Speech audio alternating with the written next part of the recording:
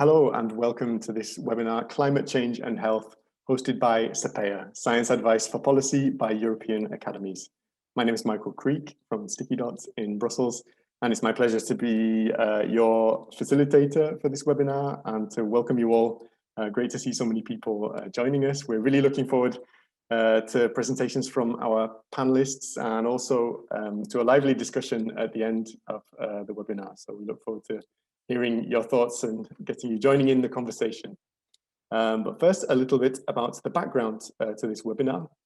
In June 2020, last year, the European Commission's group of chief scientific advisors published a policy document, a scientific opinion entitled Adaptation to Health Effects of Climate Change in Europe. And this piece of policy work informed the implementation of the European Green Deal and is very clear about the fact that climate change has key consequences for human health. The increase in heat waves, for example, infectious and vector-borne diseases, extreme events like fires and floods. It really highlighted the effect on human health and the urgency of the need for action. So with this webinar, we were curious to bring you together to look at this notion of climate action for health. How can we use scientific evidence to integrate this notion into policy development right across sectors? And so we'll be digging into this scientific opinion to hear about its key recommendations. And also we're going to hear about how it's being integrated into policy tools like the EU Adaptation Strategy and the European Climate and Health Observatory. So very curious to hear more about this. Here's our agenda for the webinar. So in a moment, we'll hear from Professor George Griffin, the president of FEAM, the Federation of European Academies of Medicine.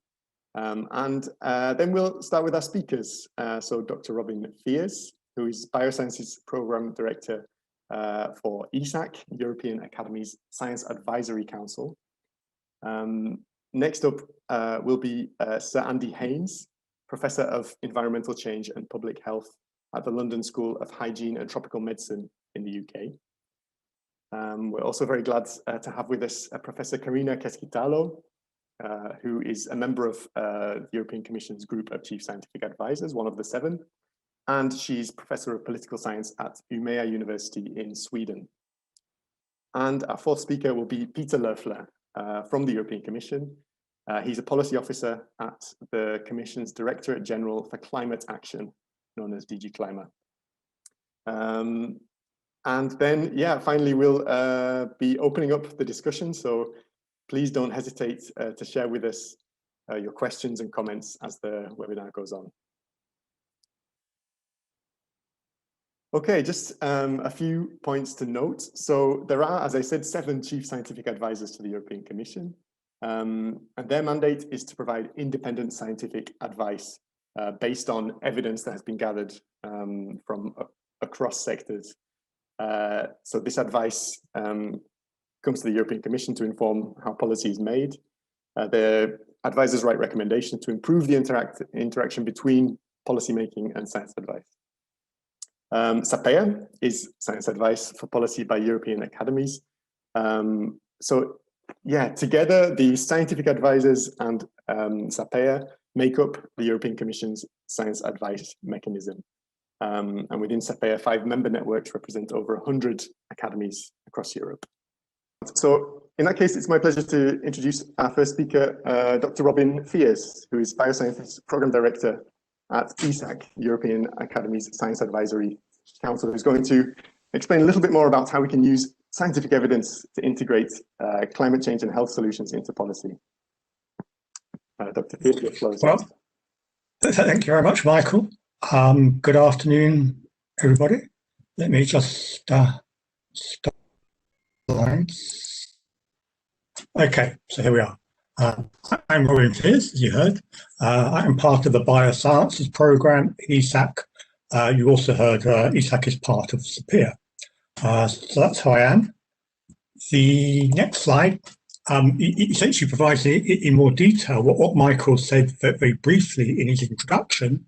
That is, what are the effects that we might expect from climate in consequence of the rise of greenhouse gas emissions, rising temperature, precipitation, rising sea levels, extreme weather events, and so on. The effects of these climate changes are influenced by various pathways, and broadly we categorize climate effects on health in terms of three things: direct pathways, so extreme heat or flooding; indirect pathways via ecosystems, so agriculture, for example, or infectious disease; and indirect pathways via socio-economic systems, so for example, the effects of migration or reduced labour productivity. It's a large topic that the opinion from the group of chief scientific advisors laid out very well. A lot of the points within this topic. I will focus on two things in the next few minutes, on infectious disease and on food and nutrition security. And I'll starting points from the group of chief scientific advisors' opinion. And I'm taking 3 points here from the opinion. One is we need integrated policy action. I'll come back to this later on. I'm pleased to see from the poll that we have a substantial representation from the policy world. I think there is a lot to do for coherent policy across sectors and across disciplines, and I'll come back to that. The second point that I take from the opinion here is that we do need to look at cross-border issues. These are not issues just for member states, although of course many of you will know that a lot of health strategy and health delivery is devolved to the member state level. But there are significant issues here for the European Union, not least because of the cross-border threats, but certainly they are a major issue with regard to infectious disease.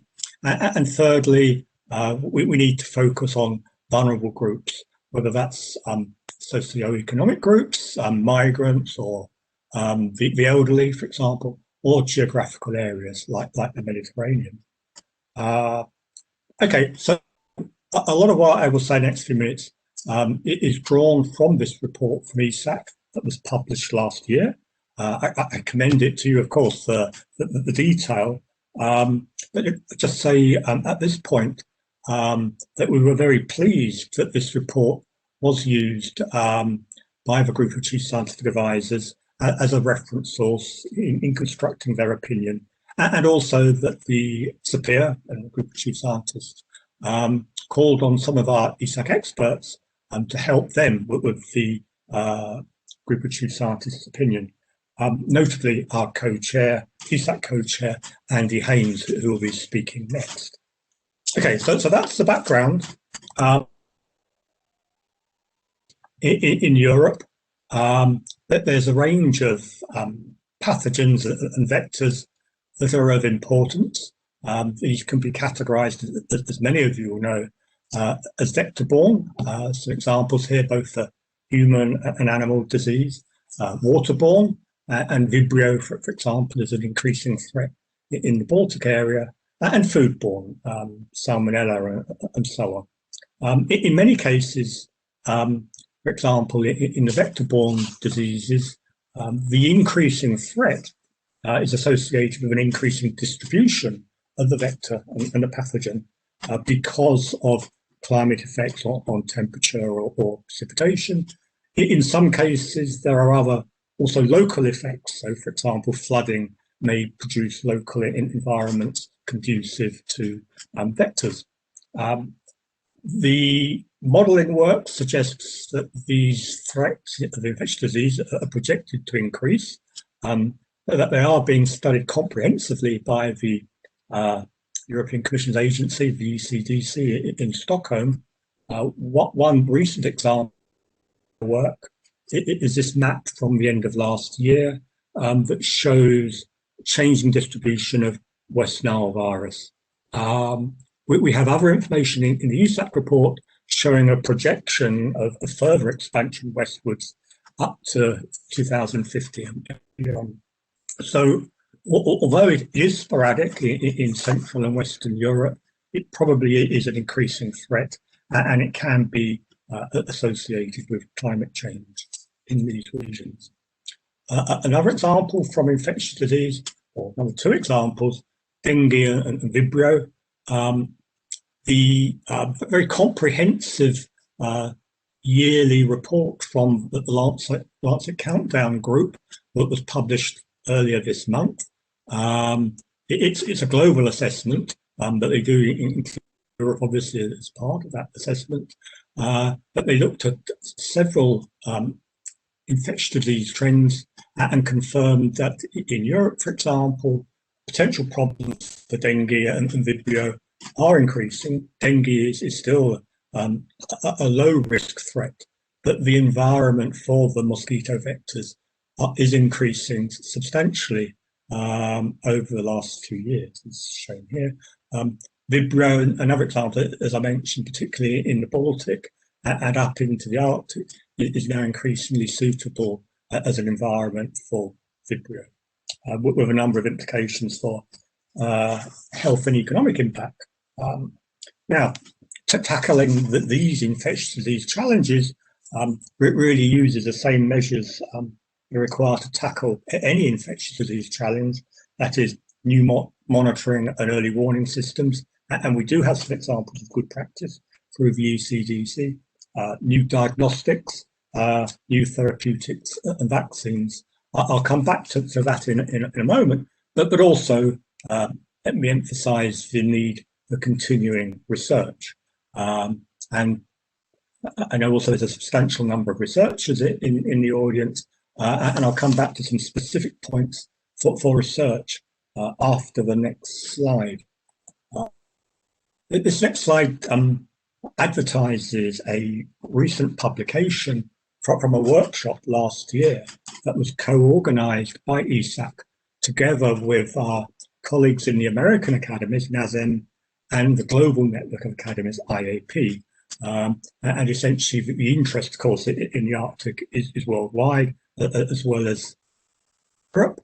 The Arctic is warming at a faster rate than Europe, most of the rest of the world. One of those consequences of a rapidly warming is thawing of permafrost. And one of the consequences of thawing permafrost may be the re-emergence of pathogens, or indeed the appearance of previously unknown pathogens. So a re-emerging pathogen was exemplified by anthrax over the last 20 years, but where there was evidence that clinical cases of anthrax were derived from the thawing of reindeer old burial grounds contaminated by anthrax. So there is a real issue there.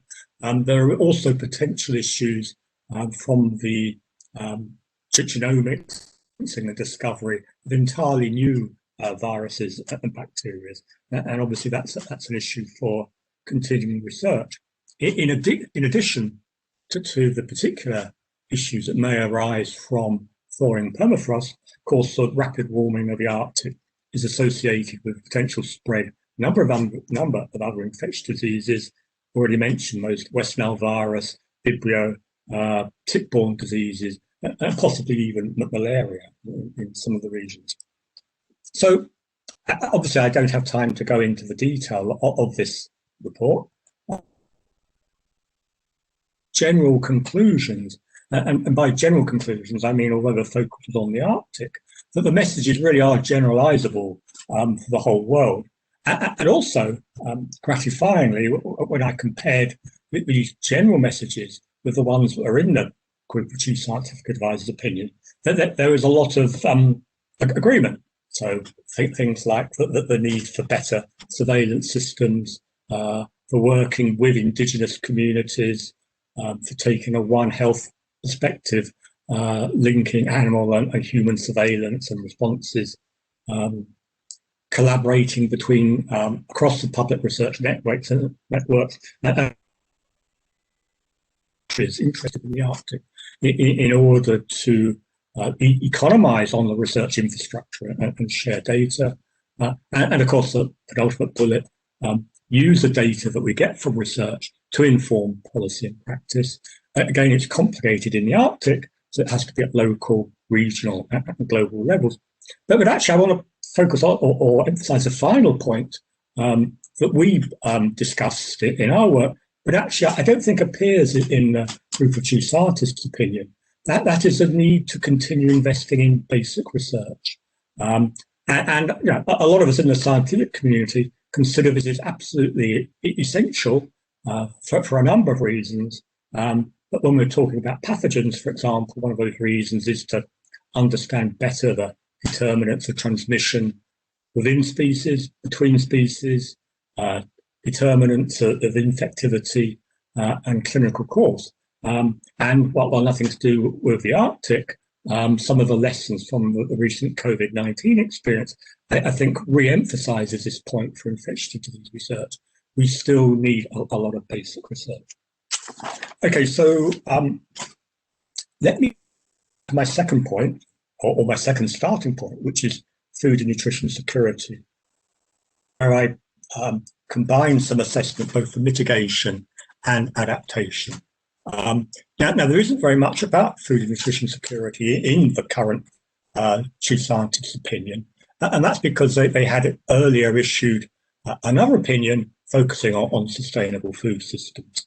And I think it is worth bringing together some of the points from both those two opinions to show how a focus on food systems is critically important in considering the response to climate change and in terms of health. This slide derives from previous ESAC work with other academies around the world. I can give reference this material subsequently if you would like. Essentially, we were looking at a number of determinants of food and nutritional security, which map onto a number of the SDGs. So again, this emphasizes the point that really we do need integrated policy action to cover a whole lot of the SDGs and integrate, for example, approaches to agriculture with policies of land use, health, other natural resources, and so on. Okay, but coming specifically to climate change and agriculture, this is work from the European Commission showing it essentially mapped onto Europe the potential for various responses in terms of agricultural productivity, essentially crop yields, so that in parts of Northern Europe, in the UK, where I am, for example, but we might expect in some respects improved crop yields because of climate change. In Southern Europe, the temperature may exceed that which many crops are currently adapted to, and so there may be a reduction in the range of crops that can be grown and their yields. In Eastern Europe, maybe a mixture of high temperatures, changes in rainfall, increasing drought, and so on, which will have variable effects depending on the crop. This doesn't cover all of the issues, of course. However, in all areas, there is also the potential threat of new pests and diseases, but both for crops and for livestock. So it's certainly not enough just to consider what's happening to the temperature or precipitation. There are a number of variables, pests and pathogens, soil quality, and so on. But overall, the projections suggest that the effect on yield will continue to reduce over the next few years under climate change, and the effect on nutritional quality of those crops, fruit, vegetables, nuts and seeds that are so important in providing micronutrients, the quality will also go down. Okay, well, how should we respond as scientists and as consumers and as essentially the solutions categorized as two sorts, adaptation and mitigation, but both have to be implemented side by side. With regard to adaptation, as I said, we already expect significant effects of climate change on food systems, reducing crop yield. Those effects seem to be increasing over the last couple of years, and as I say, are projected to increase in the future. what should we do? Well, there's a number of scientific opportunities, for example, for breeding better crops and actually breeding improved livestock, more resistant to stresses such as heat, drought, pests and diseases. We know how to do this to a significant extent in plant breeding based on really excellent research that has been pioneered across a lot of Europe over the last few years. Europe is a leader in this research. It's not just biosciences research. We also need the lessons from social sciences research to understand the behaviour of farmers, consumers, and manufacturers' behaviour appropriately. But the point I want to make at the end of this slide is that, of course, acting in this way requires not just great cutting-edge research that Europe is very good at, but a supportive regulatory framework in order to be able to use that research and translate it into innovation. That is, in particular, new breeding technologies and improved crops. And I have to tell you that Europe is not very good at this translational step. We have problems with a bureaucratic and overly restrictive regulatory framework for plant breeding, and maybe come back to that again in policy terms. But the second solution is and this is important because agriculture itself contributes significantly to greenhouse gas emissions, about 30% worldwide. Animal agriculture, so livestock farming for meat and dairy, it is a large proportion of that contribution. Therefore, if we want to reduce agriculture's contribution to climate change, then we have to do a number of things. There's a list of actions that can be considered for changing farming practices, reducing food waste, and that's really a significant point to focus on in policy terms, and changing diets. And changing diets is important because if we could reduce the intake of red meat consumption, for example, where that is excessive, and there's a lot of research on where and how that could be excessive. So if we can reduce red meat consumption where it is excessive in Europe, then we reduce the need for livestock and their contribution to greenhouse gases, and we also improve consumer health in various ways. And I know Andy will come back to talk about some of this in more detail. I would add here is that it's might seem relatively easy to talk in abstract about changing diets, but we can only do that if we also protect vulnerable groups in Europe and elsewhere who may already be at risk of micronutrient deficiencies. And clearly we don't want to reduce their nutritional quality of the diets any further. Okay, so that just leads me on to, and I'm near the end, vulnerable groups in Europe. As I mentioned, there are geographical vulnerabilities. I talked about the Arctic, the Mediterranean and the neighbours of the European Union in the Mediterranean, so North Africa and Middle East, are very vulnerable to climate change and health. Population groups are vulnerable in a number of respects: elderly, children, marginalised groups. The food and nutrition security, as I've been talking about, in particular, there's high level of vulnerability in obesity, and there's a high prevalence of obesity in Europe. And since austerity, we have an increased proportion of households unable to access the recommended dietary guidelines now. I want to make two other points just on this slide. One is that, of course, our focus today is on Europe, but we do have to acknowledge that actions by the EU have consequences for the rest of the world. And in climate change and health, this is particularly so.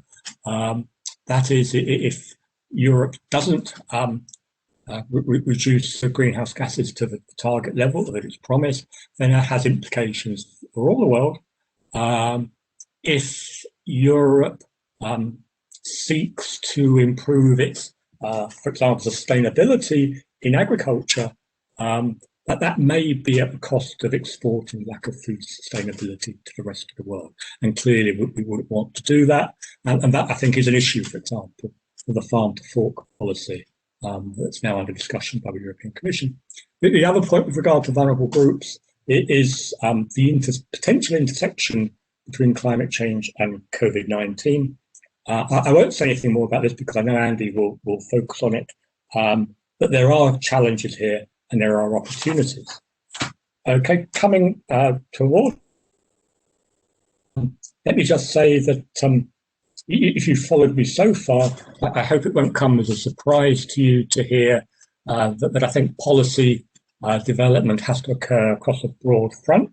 Of course, we will hear about some critically important actions from Peter in a little while, but the European Commission does have to recognise that issues for climate and health are part of many other bits of policy. So, for example, that the current renovation wave for the construction sector, the Arctic policy, which is under modernisation at the moment, the previous Arctic policy, I don't think considered health at all. Well, the new one should.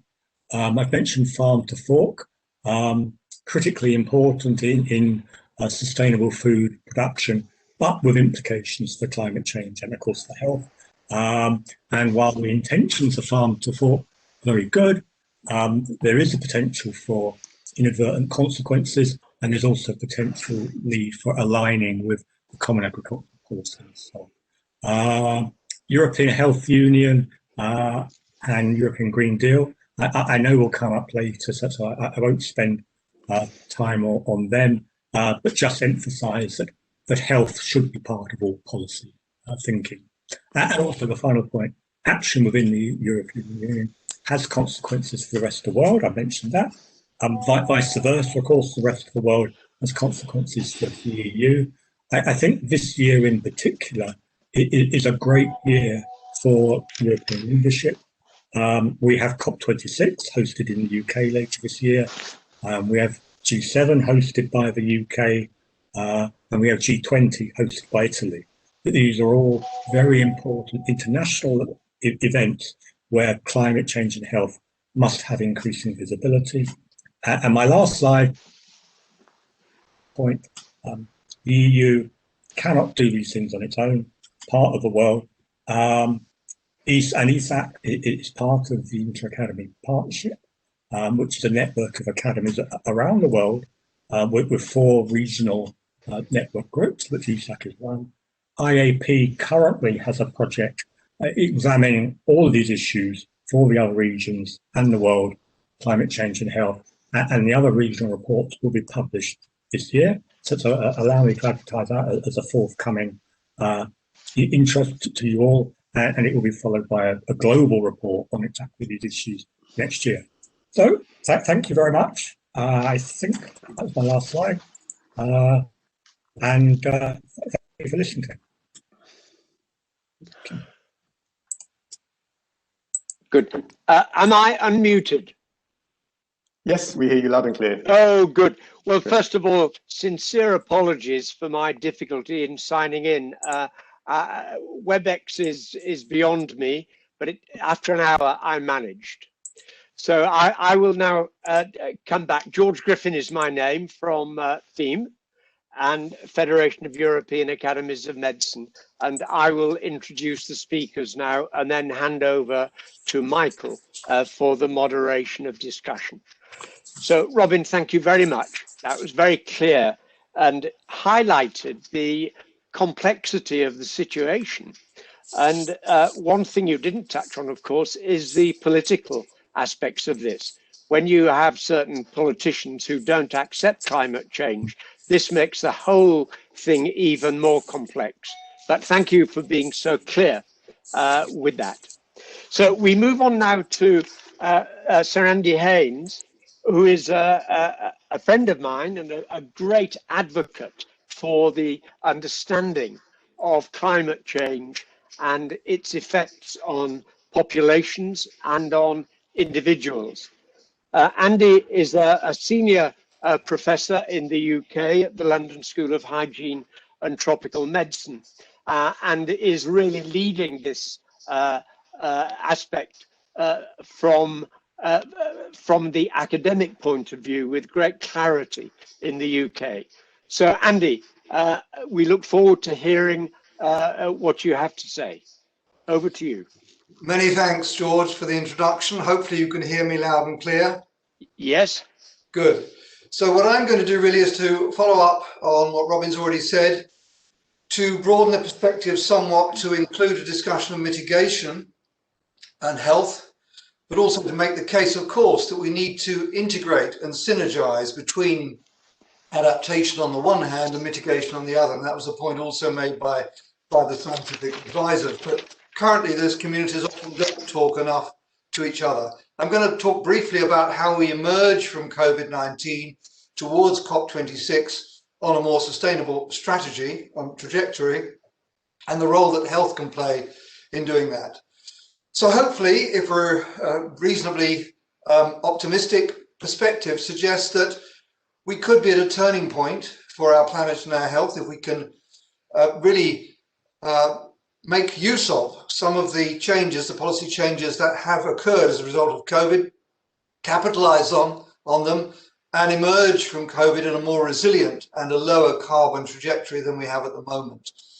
Certainly, we have to build our recovery on solid foundations that will not undermine the health of future generations. And of course, the last year has really demonstrated the need for resilient health and social care systems, as well as renewed focus and public support for global health priorities. We need more solidarity within Europe, but also between Europe and the rest of the world, as we've already heard. So COP26 provides the opportunity really to develop a more coherent and united vision on an evidence-based path to a zero carbon, resilient and more inclusive global economy. During COVID-19, of course, there have been some changes in the global and local environment. One example is the decline of air pollution that we've seen in a number of countries. This slide, a quite striking slide, was the decline of nitrogen dioxide over India that occurred fairly early on in the pandemic last year.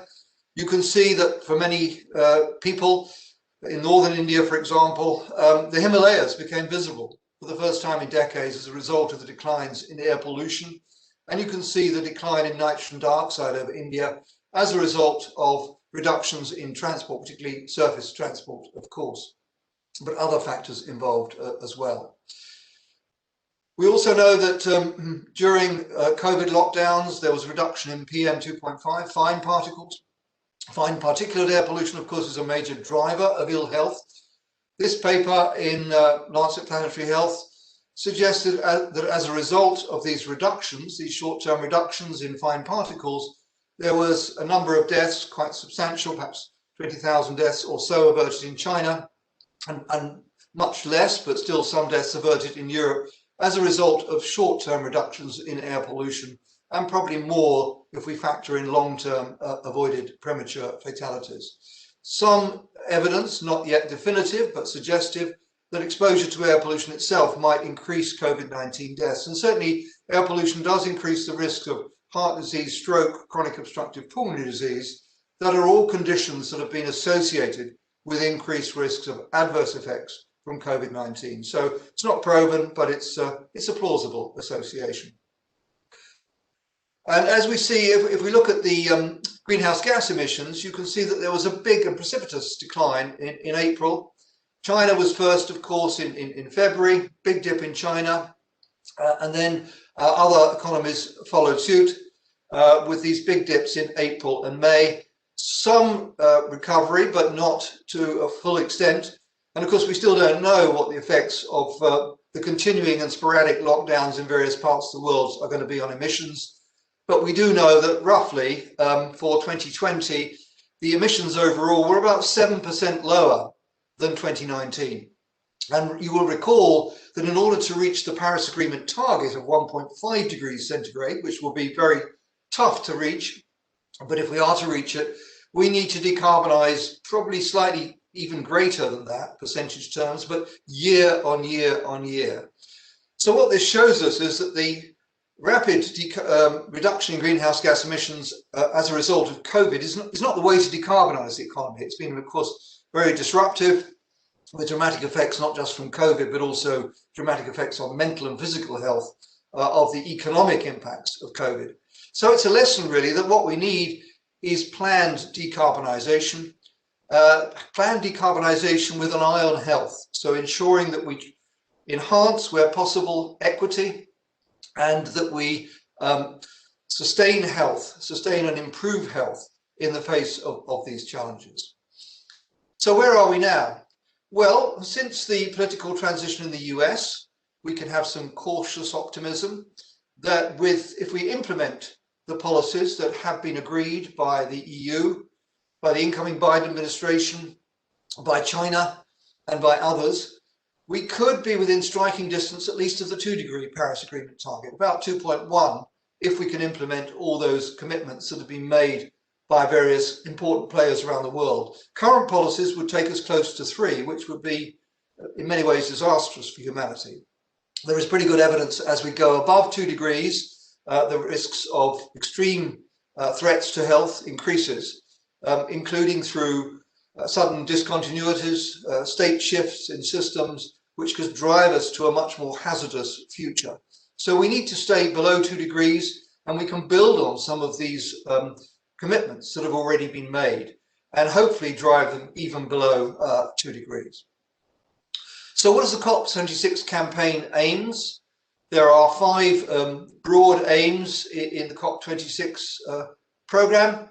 You can see that the adaptation resilience, we'll hear more about that from subsequent speakers. I won't say a great deal about that, but it's certainly absolutely important to adapt to those impacts that we can't prevent, but also to prevent through mitigation those impacts that we can't adapt to.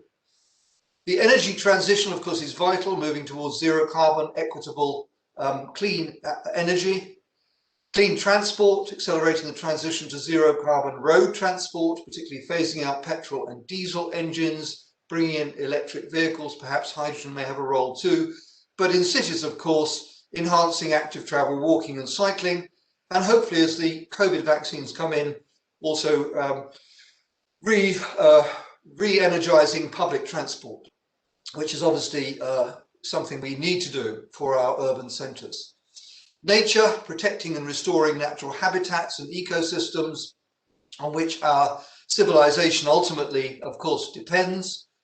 And those can be important adaptation strategies, but they can also be mitigation strategies too, because intact ecosystems can lock in carbon and help to increase uptake of CO2 from the atmosphere. And finally, finance, a transformation of our financial system so that all countries have access to funds for climate investment, both for adaptation and mitigation. Well, none of these themes are specifically about health, but they all have health dimensions, of course. We'll hear more about the effects of adaptation strategies on health later. Of course, clean renewable energy will reduce air pollution deaths.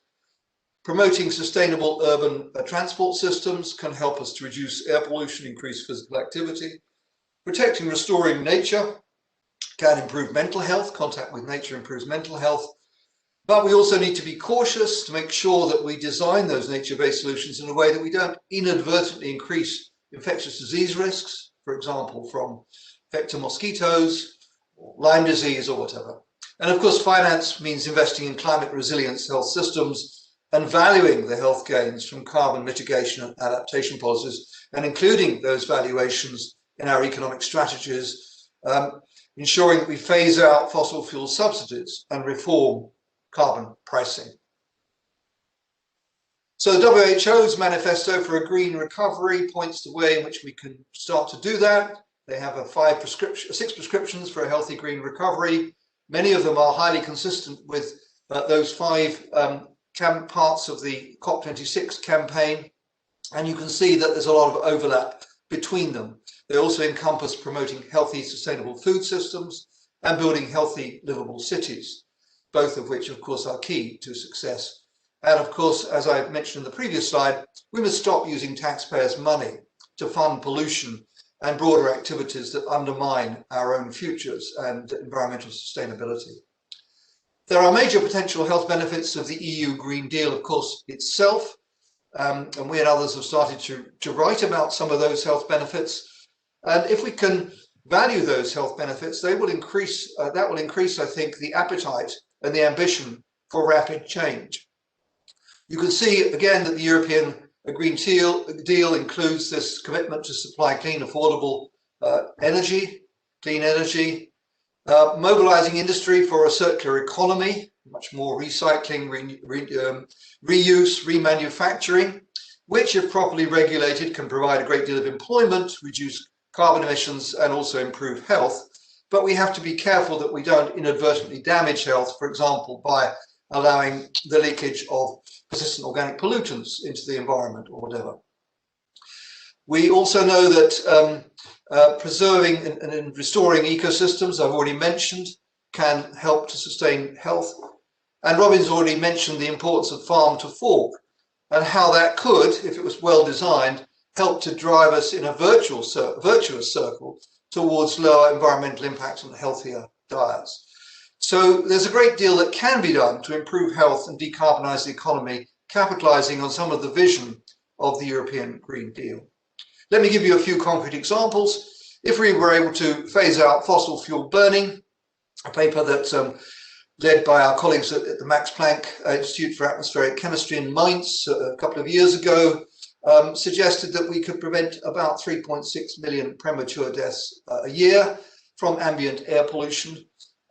That's caused by breathing in largely, of course, of fine particles from fossil fuel burning, about 400,000 in Europe. So some major health co-benefits of decarbonizing the economy and moving away from fossil fuels.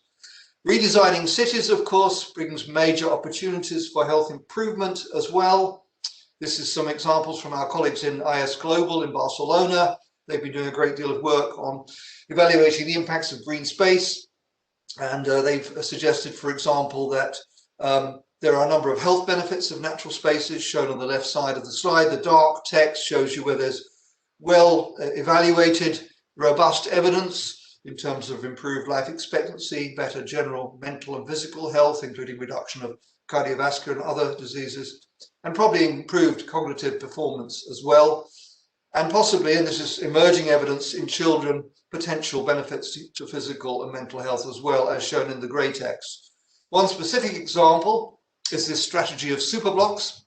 So in Barcelona, they developed this idea of amalgamating city blocks, bringing them together, stopping through traffic, allowing people to walk and cycle safely, giving them greater exposure to green space within these superblocks. And they've estimated that if that could be scaled up to the whole city, that would bring quite substantial benefits in terms of reduced air pollution and also improved physical activity and concomitantly improved physical and mental health. We've done work in the UK, looking at the benefits of active travel and low carbon transport. This particular slide just is a kind of thought experiment of what would happen if we could get the urban population of England and Wales walking and cycling like the population of Copenhagen, which, as you know, has some of the highest walking and cycling rates of any city. And it shows you the benefits, in terms of economic, the costs averted to our National Health Service if we could do that.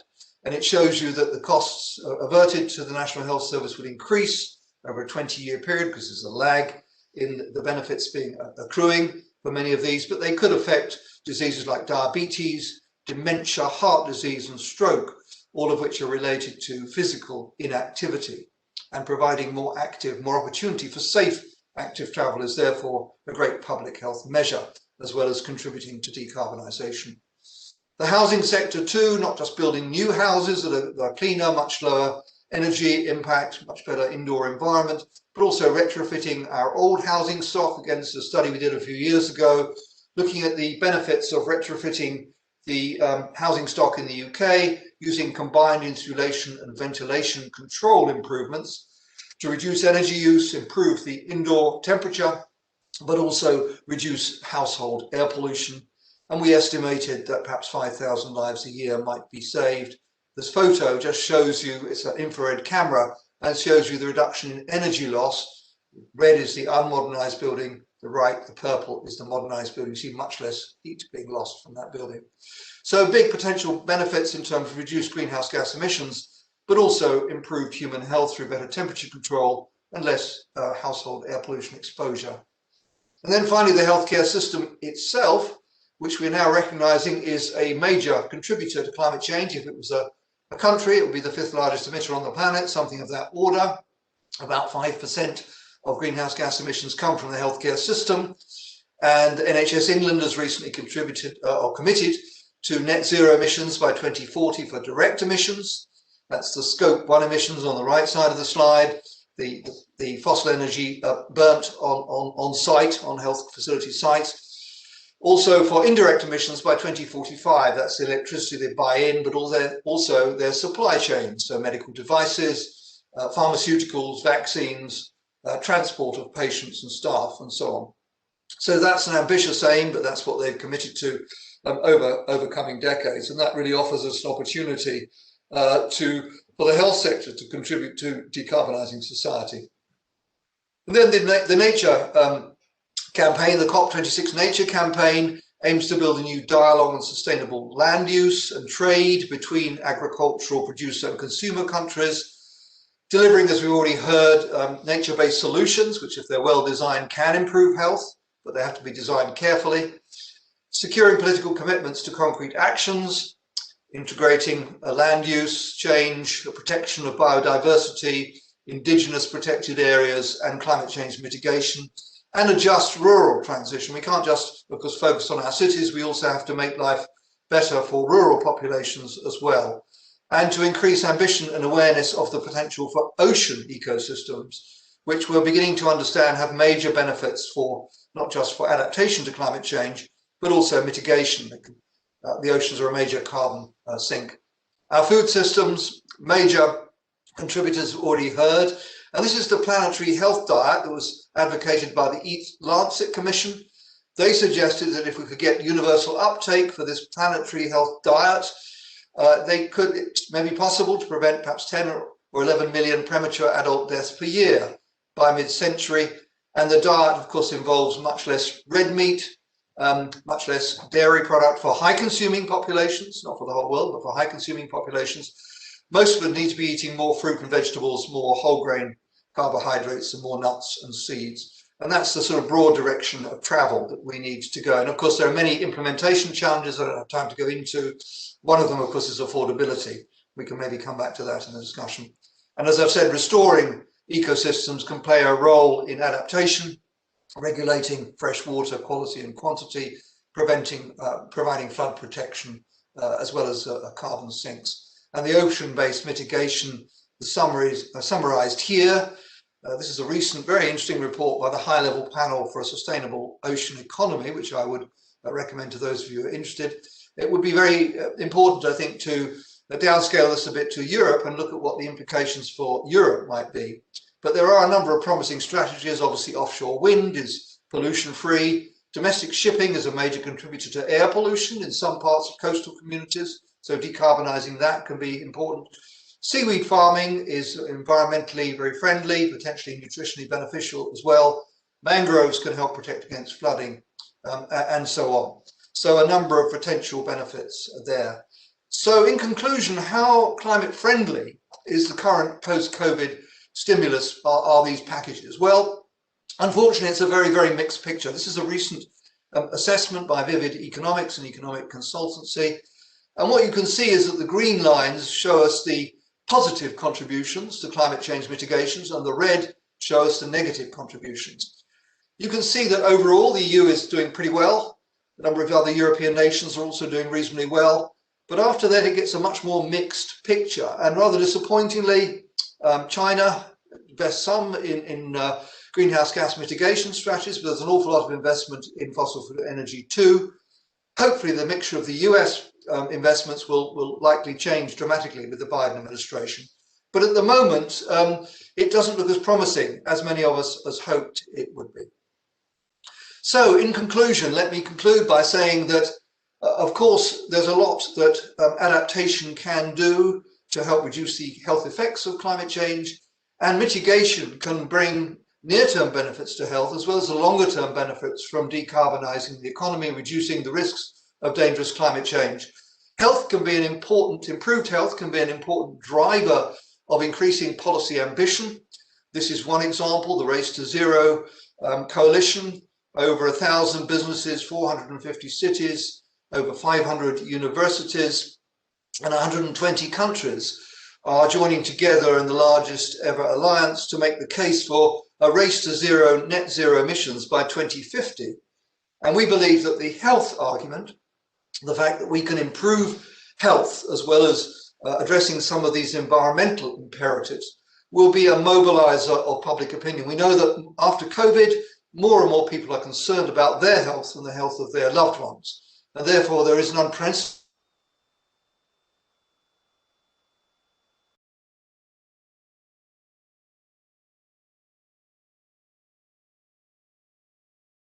I think we might have lost Andy there a second. Let's see. Perhaps, George, you'd like to introduce the next speaker, and we can perhaps come back to Andy to finish his presentation. I think you're still on mute for the moment. Can you hear me now? Yes. Good. Well, if Andy was here, I would say every time I hear Andy speak, he brings something new to the table. And that's really fantastic. One of the things about research and science is bringing clarity and hopefully simplicity to highly complex, multifactorial aspects. And climate change and leading towards zero carbon is exactly that. You move one thing and something else moves. Andy manages to make this very, very clear. And I think in the discussion at the end and in the summing up, we'll see just how important this clarity is. One thing that Andy didn't mention, which I think is really important, is education. And that is education of young folks. My daughter is a primary school teacher. She teaches about smoke, about smoking, about the atmosphere being so important. And these are the people of the future, of course. But as Andy said, it will take time. It will take time to achieve what we all would like to see. But I'm sure we'll come round to this at the end in discussion. Well, the next speaker has been absolutely pivotal in this in the evolution of this discussion, because she is a member of the group of chief scientists in the EU. There are 7 of these scientists, practically all basic or social scientists, and Karina Keskitalo is one of the leaders in this field, and in fact was pivotal in organizing the opinion which the group of chief scientists published, and you see the coming on the screen now, the title of the opinion. And Robin mentioned this opinion and how ESAC had taken a role in this. So it's a great pleasure to introduce Karina as being very, very important from the GCSA, the group of chief scientists, and she will tell us about the work that she and they have been doing. Karina. Excellent. Thank you so much for that kind introduction, and thanks everyone else for also prefacing a lot of what I will talk about. I think we have some connectivity issues, so I guess our cameras are off, but at least you can see the screen, I hope. Yes, we hear you fine. Excellent. Yeah. Thank you. Andy seems to have disappeared, by the way. I don't know what's happened there. Yes, I've seen several times we have connectivity problems, but I mean, hopefully you will hear this, and otherwise I can try to return. Yeah, I can hear you fine, Karina. Excellent, thank you. So I'll talk about this opinion, and I'll also talk a bit about the group of chief scientific advisors and how this group works. And I'll try to also connect to some of the issues people have mentioned so far about other opinions we've done, and also a bit of the recommendations that people have already asked about the other speakers. let's see if I can switch. Yes, here. We work with a unit that provides us this nice little graphs, but this is a little simplistic illustration of how it's supposed to work. You have these 7 people. We get assignments directly from the commissioners or of our own volition, where we often continue earlier opinions because we realize that there are, need for expanding on them. We worked on, for instance, sustainable foods from the ocean, and then we worked on sustainable foods, these type issues. But most often we get a question from the commissioners, leading to the idea that we are developing scientific advice, often, or in most cases actually, building on the work of SAPEA, which has this excellent network across Europe from all academies. And then the idea is that this then goes back into the commission process, supports proposals for policy or legislation, because these are often the types of questions we get from commissioners, which relate to coming policy or legislation, and then hopefully leads to better policy making and legislation outcome for citizens. So it's very much built on the idea that science advice is a crucial part in policy development. And this is another little quick illustration. The way it usually works is that SAPEA usually establishes working groups, which then review scientific evidence. You see these small balls at the bottom of the page. Consult with the scientific community and produce an evidence review report. And in this specific opinion, we actually didn't do that because we drew on the ESAC existing report and then added to that through work in the unit. And the ESAC report you already heard about. And then we developed the opinion, the scientific advice, and also check viability of our suggestions in, for instance, stakeholder meetings. How long will it take? Will it be expensive? How doable does it seem? These type of issues. But it's all built on scientific advice, or the best science from all science, the full range from technical, natural, social, human sciences. That's the idea. And this is the some of the opinions we worked on. And if you look at the top row here, you see some of the early ones, and then you also see food from the oceans. And this actually alludes to some of the issues people have mentioned so far around ocean farming and seaweed and so on. So that type of advice is available there. And if I then show some of, this is just to illustrate, but you can find all of these on publicly available. So I'll just show some of the more recent ones, most recent ones, I should say. And here you see the sustainable food system one, towards a sustainable food system, which to a large extent takes up some of the issues that I think Robin mentioned, or that was mentioned a bit throughout. And I can talk to that one as well. I'll try to say something brief. So this is the way we work and how we develop opinions. And as you heard earlier, it's not an opinion as opposed to fact. It's an opinion which is recommendations built on scientific fact from a full scope of disciplines. Or if we judge so, for instance, if we judge that scientific advice has previously, for instance, built on more natural or technical sciences, then we might also develop a sort of science report, such as we did on sustainable foods. So we really try to work across disciplines and also add to existing advice rather than duplicate it.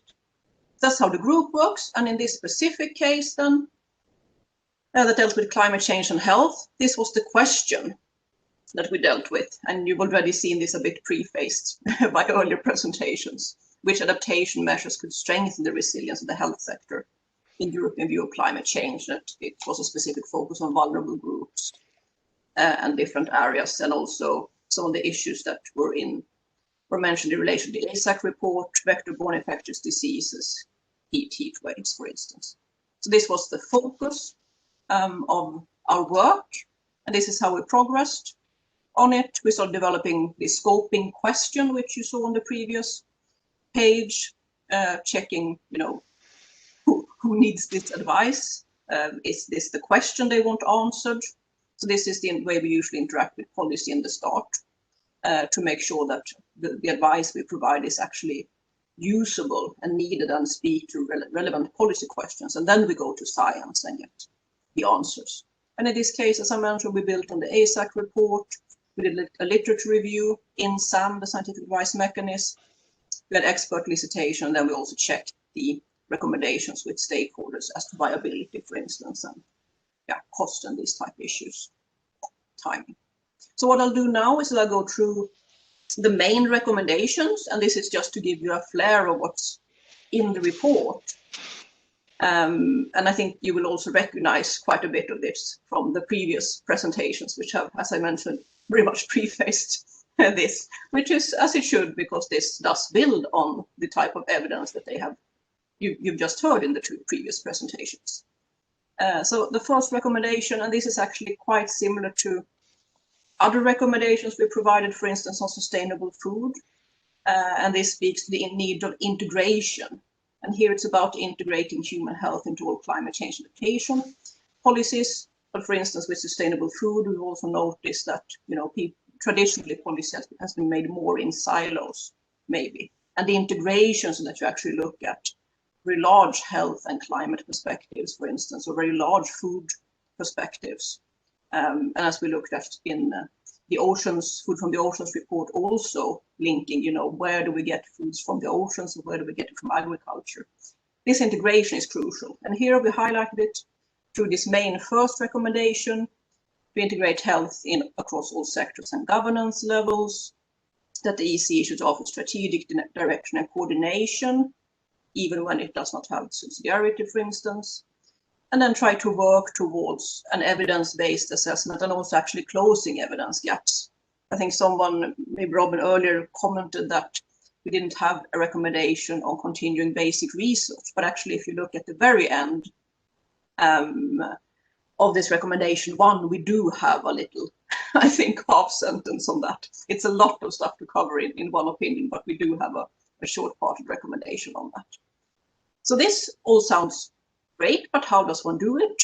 And then we actually do in this opinion also have suggestions on how to do it, recommended policy actions to deal with the suggestions for each recommendation. And for this recommendation on increased integration, we suggest, for instance, that, well, one would have to look across land use areas. What is the role of health in urban, spatial and coastal planning? Some of the issues you've heard about already, which is building design, infrastructures. And these are direct quotes, a bit shortened from the opinion, supporting the incorporation of health-related climate-neutral climate adaptation measures in building and infrastructure standards and codes. And you saw suggestions in previous presentations for needs for refitting and these type issues. And then, of course, also integrating adaptation with disaster management, water and food supply, and this speaks then a bit even more broadly than this opinion to the other opinions I mentioned, dealing with ocean issues and food issues, and also a way in which you can, you know, develop synergies then across these multiple areas. And I think we mentioned several areas in the opinion as well: the Green Deal, SDGs, the Sendai framework for disaster risk reduction.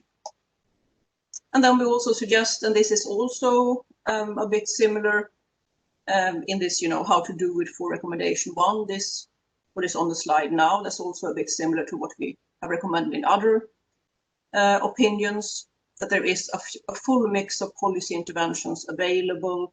I mean, if you look at foods, for instance, one has often chosen voluntary measures, but in our foods opinion and the underlying SAPEA report, it's actually quite clear that, you know, voluntary measures aren't enough. If you look at science about what instruments work. So this is similar to what we have suggested, for instance, in that opinion. And here we suggest used in time mix of policy interventions available. This would be, for instance, embedding health-related requirements into national adaptation, or the guidance, of course, since this is EU level for national adaptation strategies, providing targeted funding to multiple types of adaptation projects, city-level risk assessments, local planning risk assessment, these type of issues. And here in the very end of this page, if you look at in the actual opinion, this is where we also then talk about evidence-based assessment more generally, and then also about the need for basic research where there are knowledge gaps. So that's the first recommendation. which deals a lot with the integration. The second deals a lot with basically the health sector, and this then also speaks to the current pandemic and the issues why we now sit in front of our screens instead of in the same room, actual room, and not, you know, Zoom room or so. The fact that we need to in some way work on how to make the health sector more resilient even under pandemics and under change. And of course, this is again an issue where, yeah, there's different responsibilities. So what we suggest is that the EU uses its complementary role in health policy to support capacity and preparedness of the health sector, for instance, to deal with issues that are more within an EU purview, such as risk strategies, surveillance, monitoring, assessment. And also here we have a number of suggestions how to do it. And the most crucial is then issues that actually relate to strengthening the health sector itself, which is of course important for multiple issues, as we've also heard in previous presentations. Education and training, organize availability of critical components, and I think this is quite recognizable to anyone under the COVID epidemic, stocks of equipment, medicines, vaccines, and testing capacity to mitigate any health care crisis, which can of course come from other things than just COVID. Support improving basic infrastructure, and then also developing infrastructure in relation to heat waves, other health risks.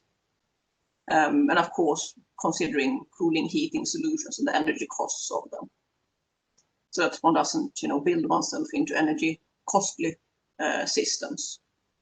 And for instance, just whatever the English term for this is, but costly cooling systems for summer, then maybe instead one should look at, you know, infrastructure design or different house types and so on. And if we then continue with how to support health services, the continuation of how to do it is about improved infrastructures at EU level, considering creating a disaster risk and climate change and health knowledge center, extending capabilities of the EU to deal with cross-border threats. And I think we heard a bit about this also earlier, relating, for instance, to infectious diseases, further supporting or developing the European Climate Adaptation Platform. And I think we will hear quite a lot about this in just a bit from the next speaker, and supporting surveillance, monitoring, and assessment. And this is not just, you know, the actual monitoring and assessment, but also in the integration, as it says later on in this text. Integration of environmental and health data sets and interactions between different agencies. So again, the integration point. And then to get to our final recommendation, this of course then leads to the question that was given or developed and also in interaction with DGs. How do we then design policies to support the most vulnerable social groups and geographical areas? A direct response to the question we were given. And of course, then we would have to know what the areas that are vulnerable are and have this type of monitoring that we talked about, and also look at it in a social way to develop socially just adaptation measures. And if we then look at the how to do it part for this, it's again a lot about integration and synergies, building an infrastructure design. And here we get again some points which have been, you know, relatively well covered and actually a risk under COVID, designing elderly care homes, providing maybe dedicated measures for the elderly in heat health plans, and in preparedness for disease outbreaks. And of course, we published this in the very start of the COVID. So we also had a little, you know, box on COVID and how that may be a sort of stress test for this type of issues, or for issues around resilience in healthcare, for instance. Yeah, and of course, as I just mentioned, have an understanding or develop an understanding of multiple vulnerabilities, who are vulnerable and to what, and how it may impact different groups. Again, the elderly group as an important one. And then try to actually integrate different monitoring and data sets to be aware of where are these vulnerabilities. And again, a bit similar to other opinions, we will also look at the fact that, you know, this happens across levels. Much of this will need to be maybe local. Some initiatives are doable at some places and some are not. You know, countries are different, and regions are different, and localities are different. So then one also needs to support local policies and initiatives, for instance, existing initiatives towards social just adaptation. So that's a very quick run through of things you have partly already heard and how this was, summarized in this work. And of course, as I mentioned, it's also linked to other of our opinions. So I think I will finish there, and yeah, feel free to ask any questions later. Thank you.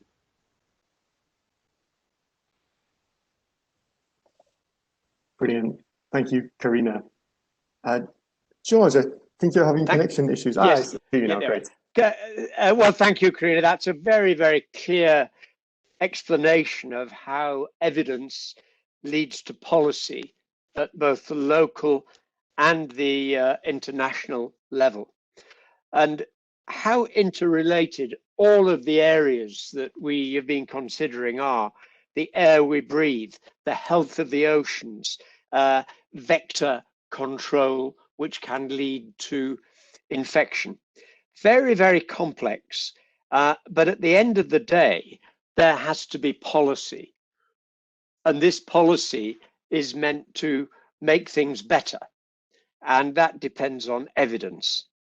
And that leads us very well into our last talk today by Peter Loeffler, who has an intriguing title, Coming Soon. So we have things to look forward to from Peter, but this is just how the EU adaptation strategy has been evolved and is evolving. And you'll remember at the end of Andy Haines' talk, he showed that the EU was right on the right-hand side of achievement in moving things along. And it's a great pleasure to introduce Peter, and we look forward to what's coming, Peter. Thank you very much for giving me the floor, George. I hope you can hear me. And yes, there was actually an interesting graph which Andy showed, and I took a screenshot of it. Nice to see that we come out, overall well. Not so good to see other world blocks trailing behind, and quite clearly there's a lot of work still to do.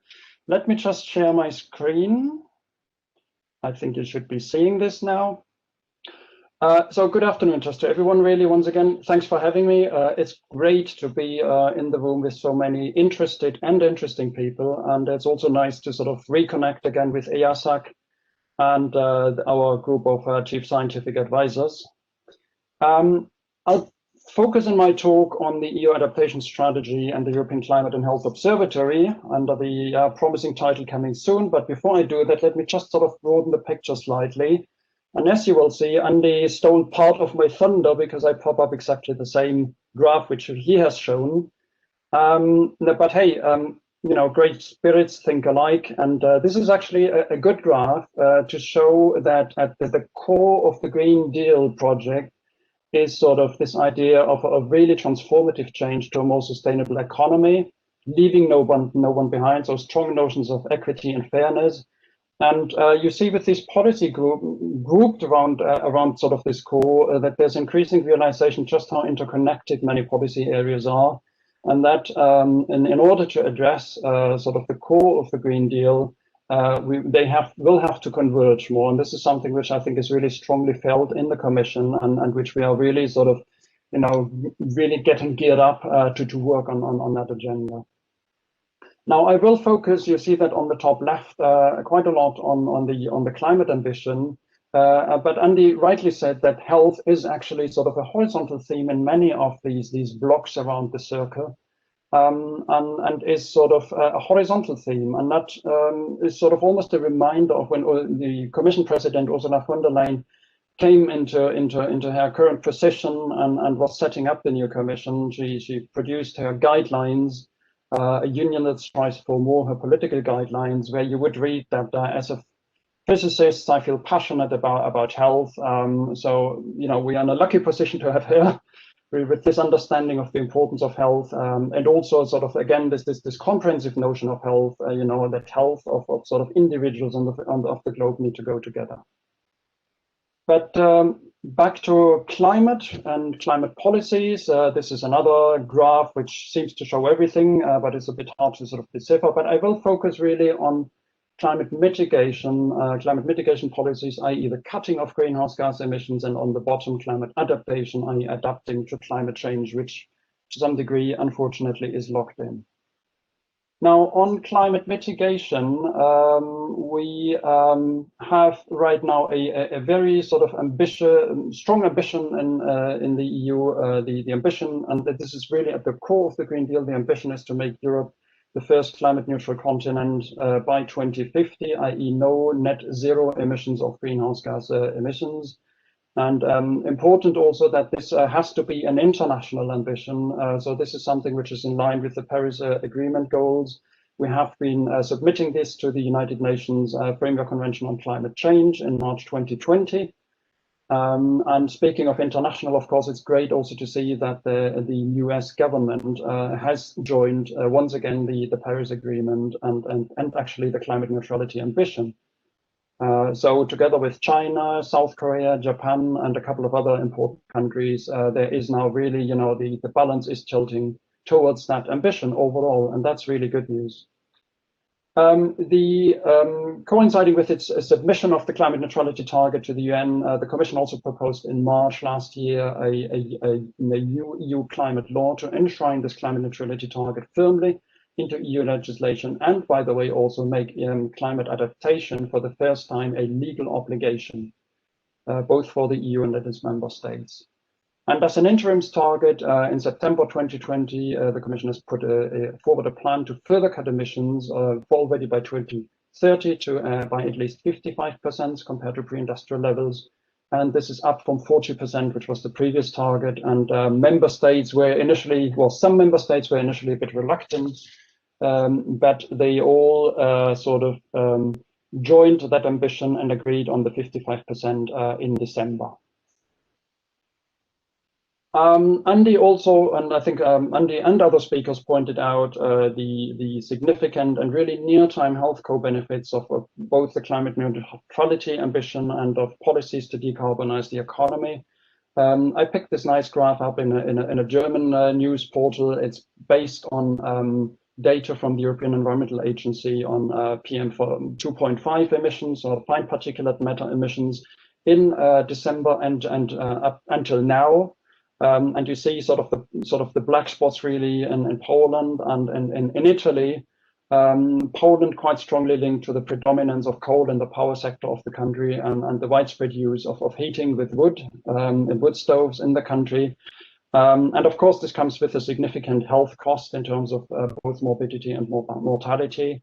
And of course, the message is quite clear that as we have policies to decrease fossil fuels and to decarbonize the economy, we will realize at the same time significant health benefits and actually health cost reductions in the order of several hundreds of billions of euros per year. Now, the bad news is no matter how well and how quick and dramatically we manage to cut greenhouse gas emissions, climate change is here and it is here to stay at least for this century.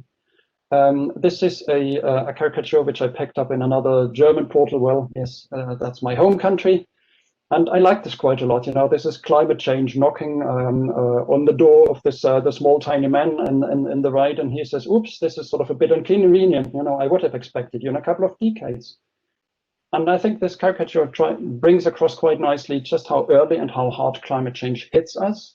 You know, we had record-breaking temperatures again in the last 5 years. We had a huge heat wave in 2019. We had forest fires.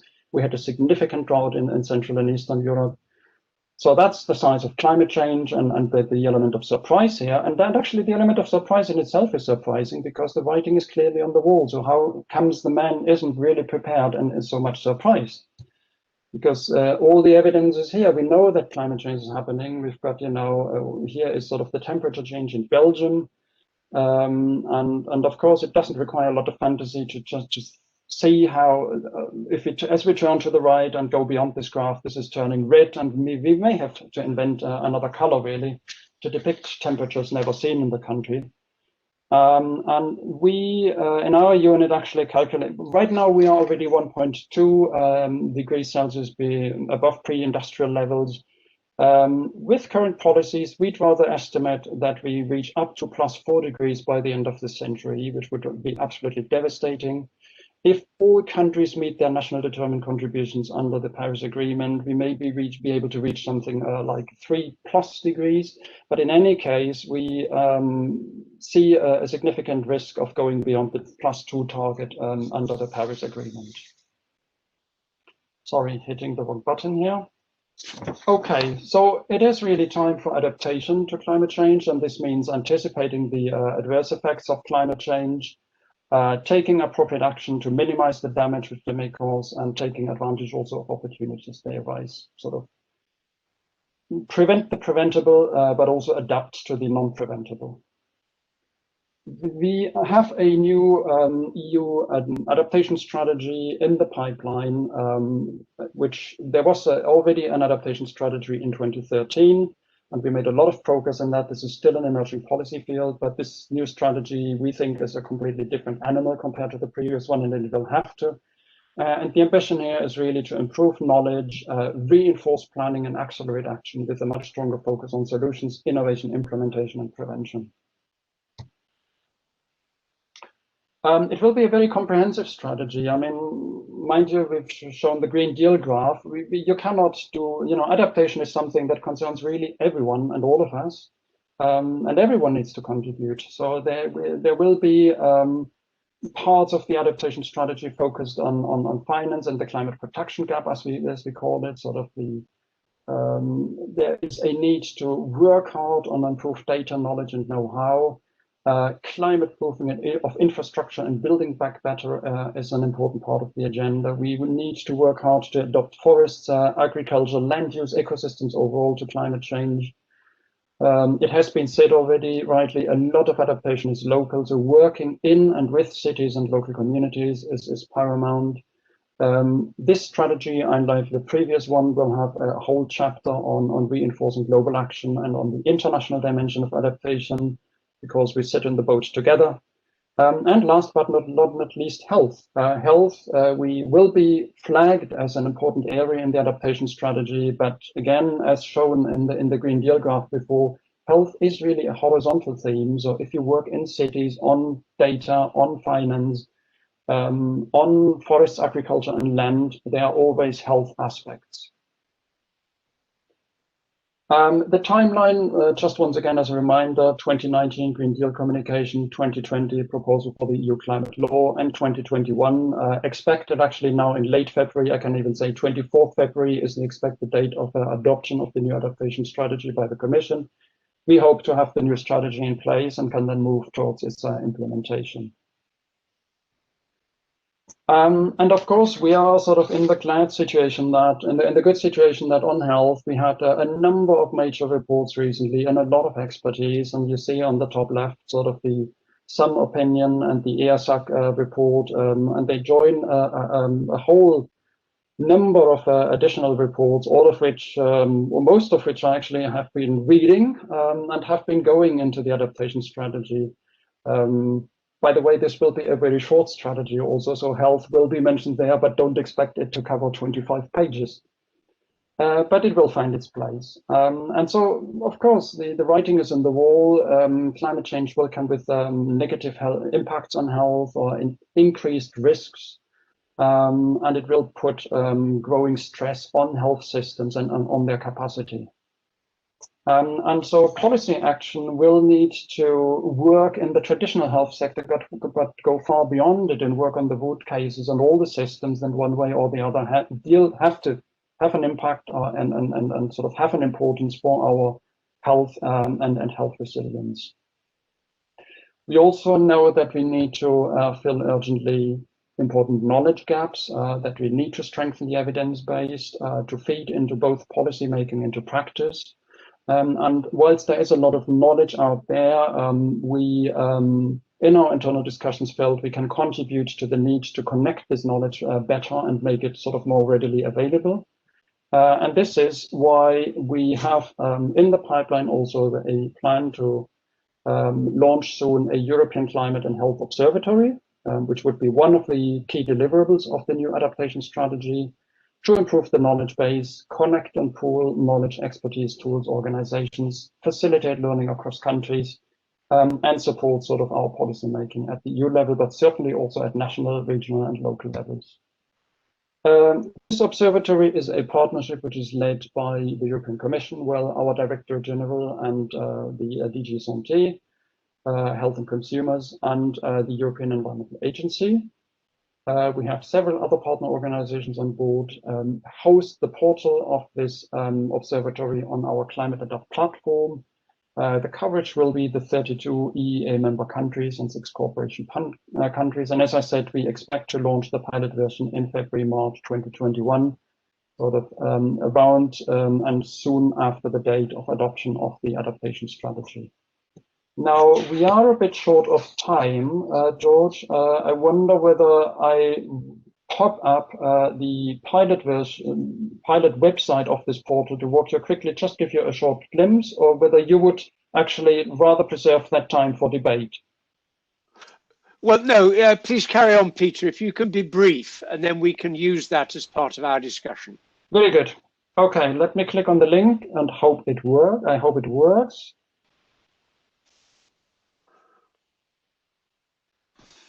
Coming on.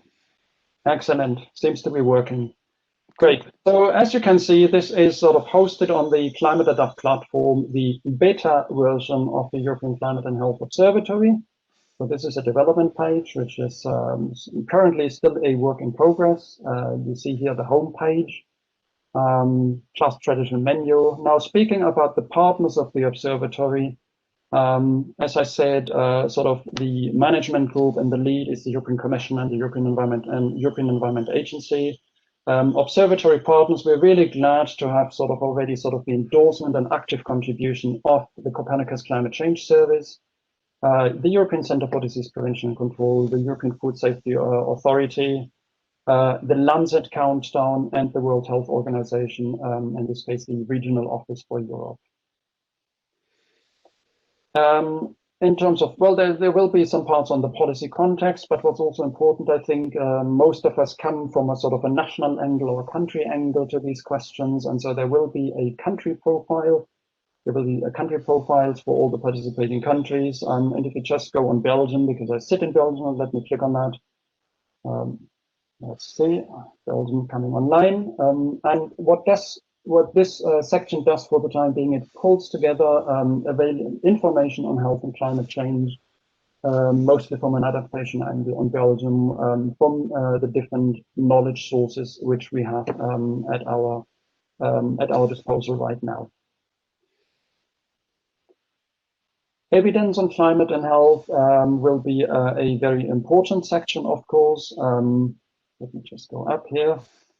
There will be a section on indicators, and you can see here a number of indicators which are already on this development version. And for example, if you just click here on the risks or climate suitability for dengue transmission, you see sort of here embedded into this page and using data from the Lancet Countdown, sort of the risk data on the geographical map, so in a geographically explicit manner. There is also an urban adaptation map viewer coming from the local angle. There is already sort of an urban adaptation tool on Climate Adapt on the adaptation platform. And what we do here is we pull out relevant information, again, in a clickable and mostly geographical explicit format, which is relevant to support urban adaptation efforts. Well, I'm not waiting for this to come on, but basically, yeah, you can see, you can sort of scroll into this, and these are risks like coastal flooding, river flooding, water scarcity, droughts, river flooding, high temperatures, and all that.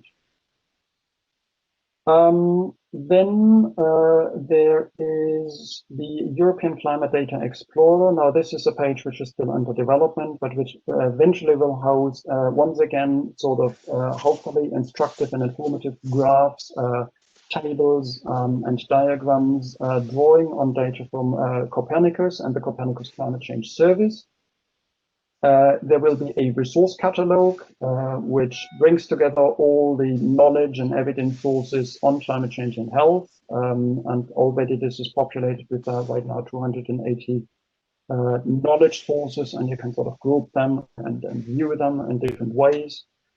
Of course, this is sort of a living and ongoing effort, and collection continues as we speak. And so on the Climate Adapt page, and later on again on this portal here, there will be a section which allows you to share your knowledge and reports with a view to sort of putting them onto this Climate and Health Observatory. Now, this is a beta version, and this is sort of a Mark 1 version in a way. We have been doing this last year with available resources. We are making, we are trying also to put this on a much more stable resource base, both in terms of staffing and financial resources.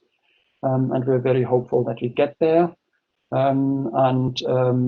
You know, after the launch, I guess there will be a period of reflection again on what to do next. But what the improvements which we have in the pipeline right now are already updated country pages with input from WHO. We plan that will be a core project, a full indicator-based report, ideally an annual report on health and climate change in cooperation with the Lancet countdown. As I said, indicators from the Copernicus Climate Change Service. Further pages on health effects, a continuous expansion of the resource catalog, and an outreach through webinars and videos. So with all that said, I hope you found that quick walkthrough policy and our observatory interesting. I give back to you, George, and I look forward to the discussion. Thank you.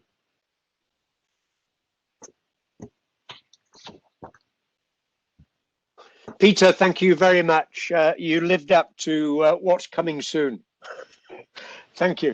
The theme throughout all of these talks really has been research giving evidence, education, and then policy being the major outcome. And it looks to me very much as if the EU is leading now internationally in this, and that's the value of a group of like-minded nations.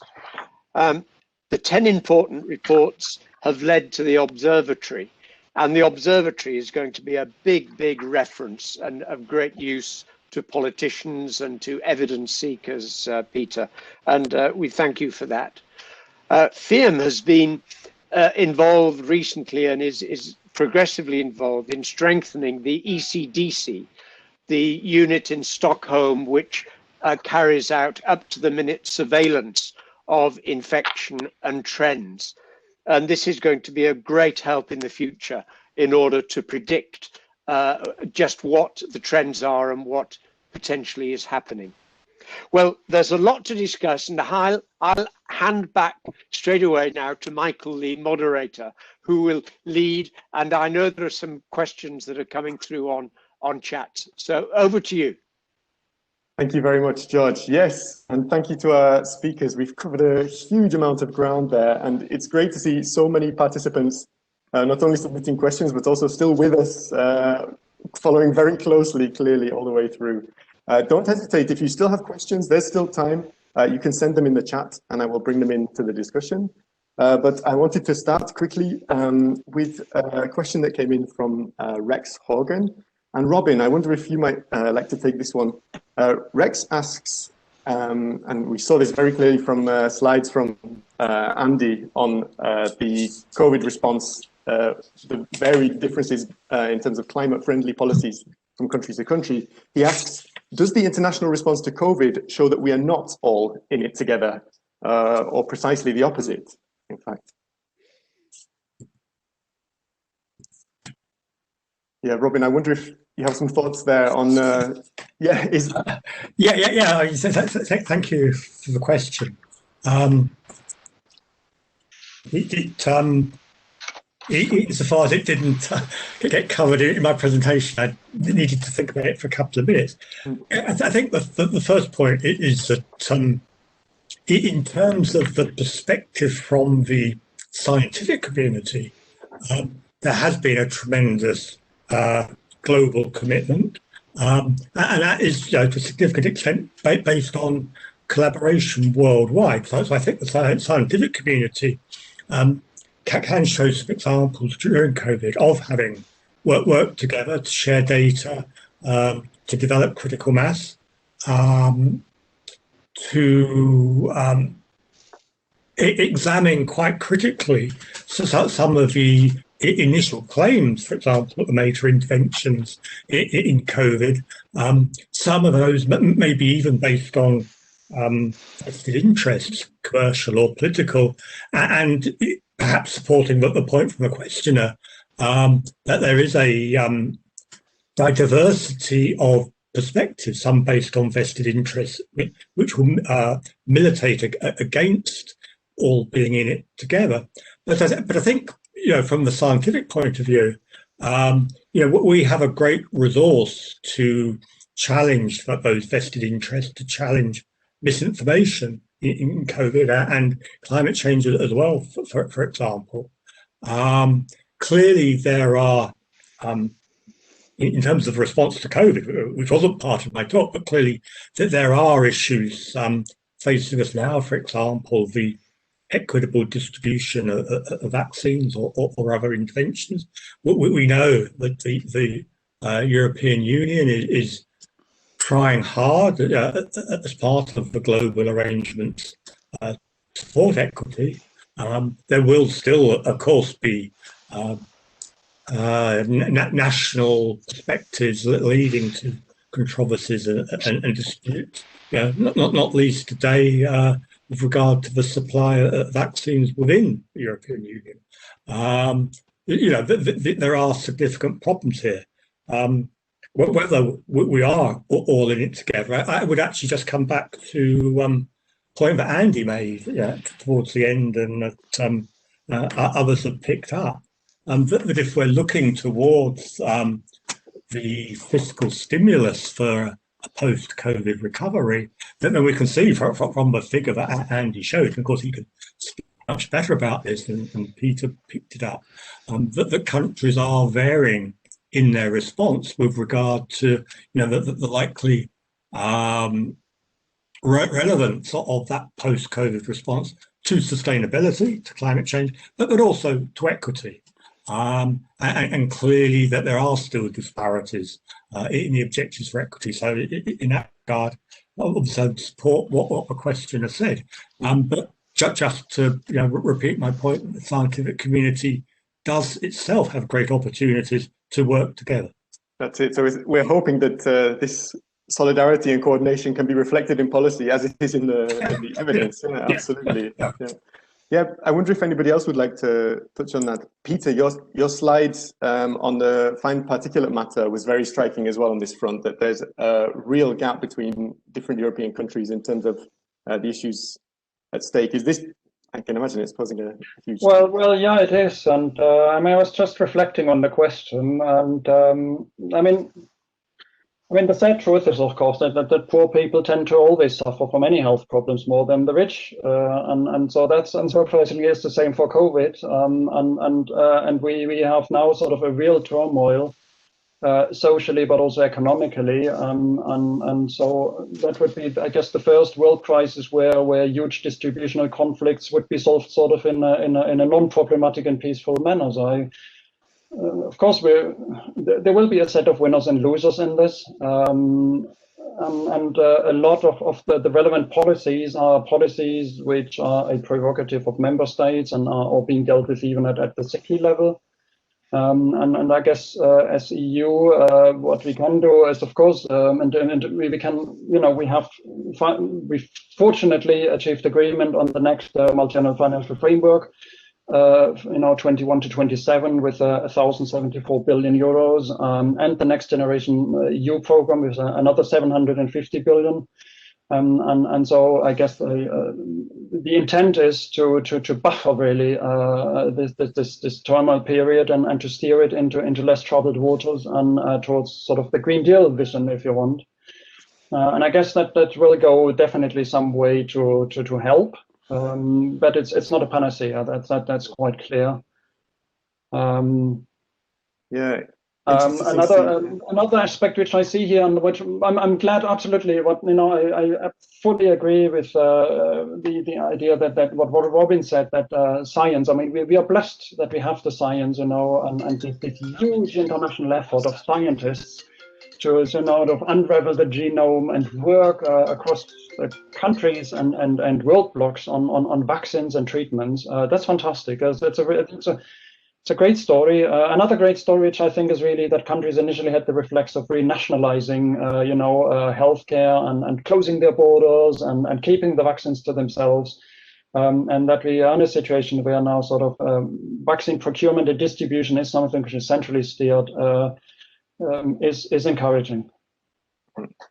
Yeah, it was interesting to see how much of a focus was right across all of your presentations on vulnerabilities, resilience, but the social justice angle seems to be strongly enmeshed there, both on the health and climate side.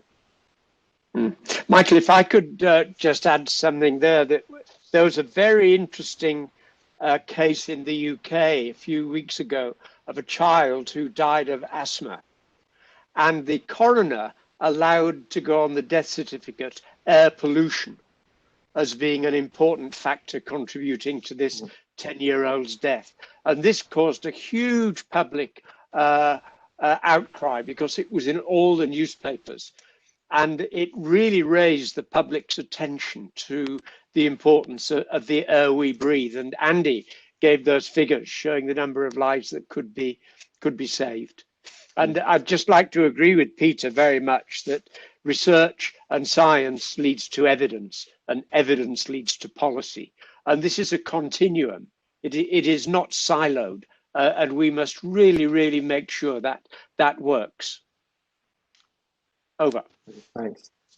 Yes, and Andy, actually, I wanted to come to you. There was a question, Andy, that came in during your presentation regarding EU policy tools such as the Farm to Fork strategy, the European Green Deal. The question was, what improvements would you suggest to these strategies? Is there anything you would highlight as room for improvement within these sorts of policy initiatives? Well, in every strategy, whether it's the EU or at different national levels, you always get, of course, special pleading from very powerful vested interests. And I suppose if there was one thing I would say is, let's not make the EU Farm to Fork or indeed the Green Deal hostage to special interests. They will have to be faced down at some point. It's inevitable when you're moving towards a zero carbon economy that you are going to tread on some toes of very powerful interests, whether it be the fossil fuel industry or some elements of the food and agriculture sector as well. So you have to face up to that. And I'm not a politician, so I can't tell them how to do it. But I do think that they would have, in general, politicians would have a lot of support if they do stand up to powerful interests and say, this is the direction of travel we're going to take. We understand there will be some short-term winners and losers. But if we redirect our economy towards a more sustainable approach within planetary boundaries, but putting health at the centre and well-being at the centre of our economy, then it will be better for all of us. So I think we need to keep making those arguments from a scientific perspective, and then hopefully politicians can then use some of the arguments to really scale up the pace of change. Because at the moment, there's a lot of rhetoric, but I'm still concerned that there isn't enough reality on the ground.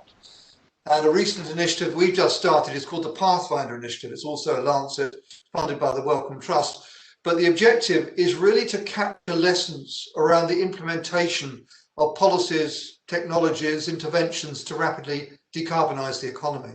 Because we want to get beyond the mathematical models of what we need to do, or indeed the statements of political leaders of the direction they'd like to travel in, to see what's actually happening on the ground. And unfortunately, when you look at that, you often find that progress is slower on the ground than one would like to see. So we need to ask ourselves, how do we accelerate the pace of implementation? And that's a key question, it seems to me. Part of it is in the realm of financial, tax and subsidy withdrawal. And that's something I'd love to hear from Karina about. How can the chief scientific advisors to the Commission help to achieve the types of challenges that Andy's talking about. So, for example, equipping the Commission to make policy when they're up against influence from big interests of various types, but also linking policy to real action on the ground. Karina, I wonder if you have some thoughts on that. Right. Well, of course, that's a very difficult issue to have very clear thoughts about. I mean, if I look at the recommendations we have, it's a lot about the integration, as I described.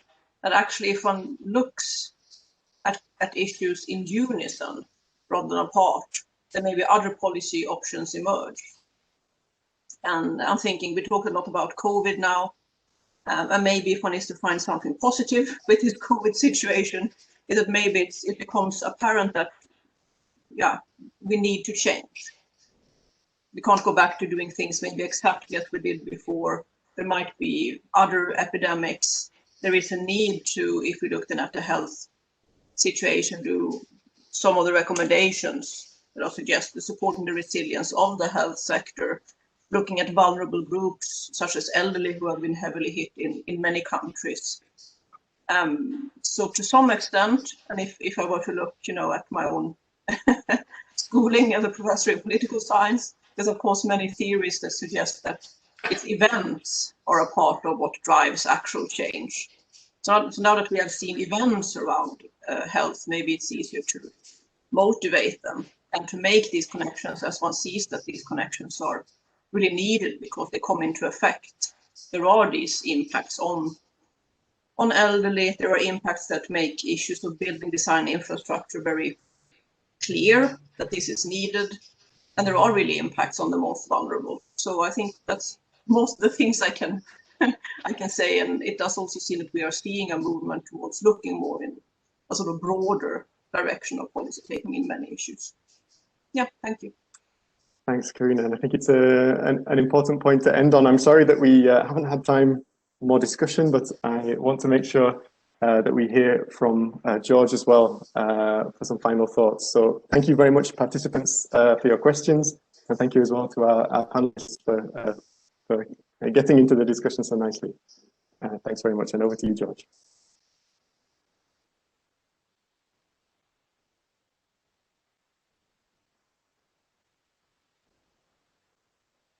Clarity of numbers, clarity of the problem, and finishing up really with saying we now have the reality very clearly documented. How can we increase the pace of things?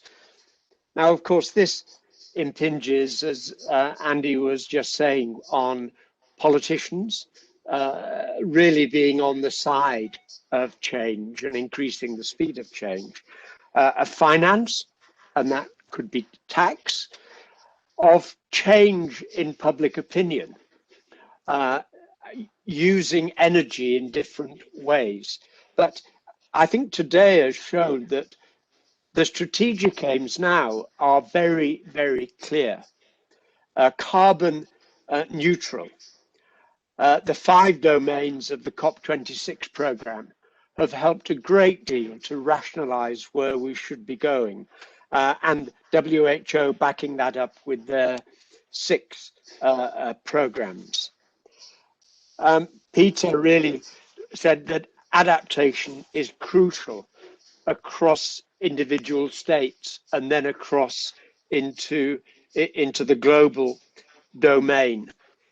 Now we have these 10 important reports coming up into the observatory that Peter mentioned.